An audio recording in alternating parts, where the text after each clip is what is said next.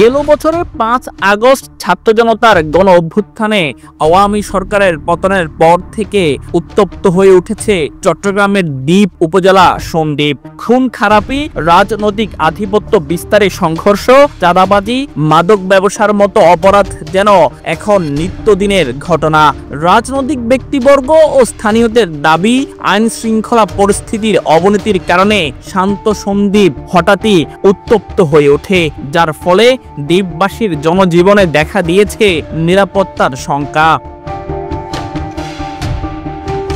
১৫ জানুয়ারি উপজেলার হারাইমিয়া ইউনিয়নে মাইনুদ্দিন নামে বিএনপির এক নেতা গুলিবিদ্ধ হন। তার কিছুদিন পর গাছোয়া ইউনিয়নে জাহাঙ্গীর নামে এক বিএনপি নেতাকে পিটিয়ে হত্যা করা হয়।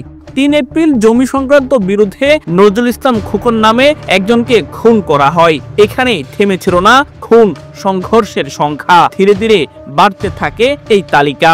২১ মে উপজেলার মগধারা ইউনিয়নে খাল দখল ও রাজনৈতিক আধিপত্য বিস্তার নিয়ে বিএনপির দুই পক্ষের দ্বন্দ্বে খুন হয় রিফাত নামে এক স্কুল শিক্ষার্থী। তার কিছুদিন পর ৩ জুন দুপুরে মাইকভাঙ্গা ইউনিয়নে শিপন নামে একজন প্রবাসীকে কুপিয়ে নির্মমভাবে হত্যা করা হয়।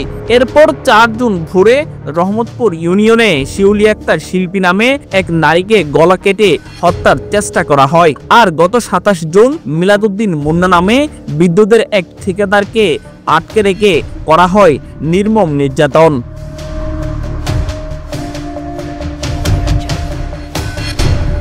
এসব ঘটনায় উপজেলার বাসিন্দাদের মাঝে আতঙ্ক বিরাজ করছে। তারা বলছেন, ৫ আগস্ট সরকার পতনের পর আমরা ভেবেছি সন্দ্বীপের আইন শৃঙ্খলা পরিস্থিতি আরো উন্নতি হবে, কিন্তু ঘটেছে তার উল্টো। একের পর এক সংঘর্ষ, মারামারি, খুন হলেও প্রশাসন কেবল লোক দেখানো, গ্রেপ্তারে সীমাবদ্ধ। তা না হলে কিভাবে একের পর এক অপরাধের ঘটনা ঘটে চলছে। তবে সরকার পতনের পর ২-১ মাস কিছুটা স্বাভাবিক ছিল। আইন শৃঙ্খলা পরিস্থিতির অবনতি নিয়ে অসন্তোষ প্রকাশ করে উত্তর জেলা বিএনপির যুগ্ম আহ্বায়ক ইঞ্জিনিয়ার বেলায়েত হোসেন বলেন, আমরা একাধিকবার স্থানীয় প্রশাসনকে কঠোর হতে বলেছি, তবে তারা যেন কোনো অদৃশ্য কারণে নীরব রয়েছে। আমি স্পষ্ট ভাষায় জোর দাবি জানাচ্ছি, এসব খুন খারাপি বন্ধ করতে দ্রুত যৌথ বাহিনীর অভিযান পরিচালনা করার। কে সম্পৃক্ত তাকে আইনের আওতায় আনা কাজ হইল আইন শৃঙ্খলা বাহিনী। আপনি বিশ্বাস করেন, আমি আইন শৃঙ্খলা কমিটির মিটিংয়ে নৌবাহিনীর কমান্ডারকে বলছি যে আপনারা একটা যৌথ চৌকস অফিসার দিয়া একটা যৌথ বাহিনীর অভিযান চালান। নৌবাহিনী, পুলিশ, কোস্টগার্ড, আপনারা নৌবাহিনী কেন আসছেন? আইন শৃঙ্খলা ভালো করার জন্য, মাদক উদ্ধার করার জন্য। ওনারা সালিশ বিচার করে, জায়গা জমি সালিশ করে। তবে সন্দ্বীপ উপজেলার নির্বাহী অফিসার রিগান চাকমা বলেন, প্রশাসন নীরব নয়, আমাদের দিক থেকে সকল অপরাধ রোধে যথেষ্ট কাজ করা হচ্ছে।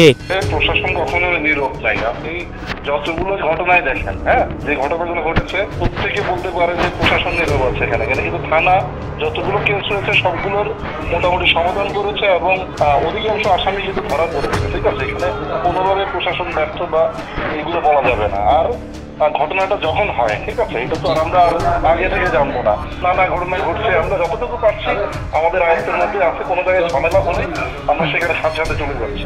আমাদের দিক থেকে আন্তরিকতার কোনো ঘাটতি নেই, এটুকু আমরা বলতে পারি। রাজনৈতিক পলিটিক্যাল সামান্য যেগুলো হচ্ছে বেশি একটা না, তারপর হচ্ছে যে সামাজিক যে একটা এই ঝামেলা চলছে আর কি, বিভিন্ন ছোটখাটো বিষয় নিয়ে মানুষ জমি জমা সহ বিভিন্ন নানা কাজ হচ্ছে, সংঘাতে লিপ্ত হচ্ছে।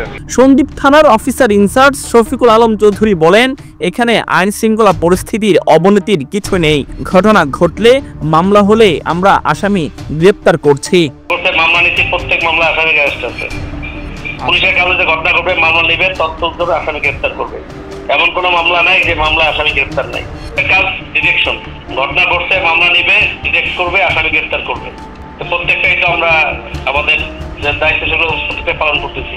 এই মাসে আমি ৬টা মাদক মামলা করেছি, এই চলতি মাসে মাদক বিরোধী অভিযান পরিচালনা করে তবে একের পর এক সংঘর্ষ, হত্যা, চাঁদাবাজির জন্য নির্যাতনের মতো ঘটনা যেন দ্বীপবাসীকে হাবিয়ে তুলছে। তাই তাদের দাবি প্রশাসনের কঠোর নজরদারিতে সন্দ্বীপের শান্তি ফিরিয়ে আনা।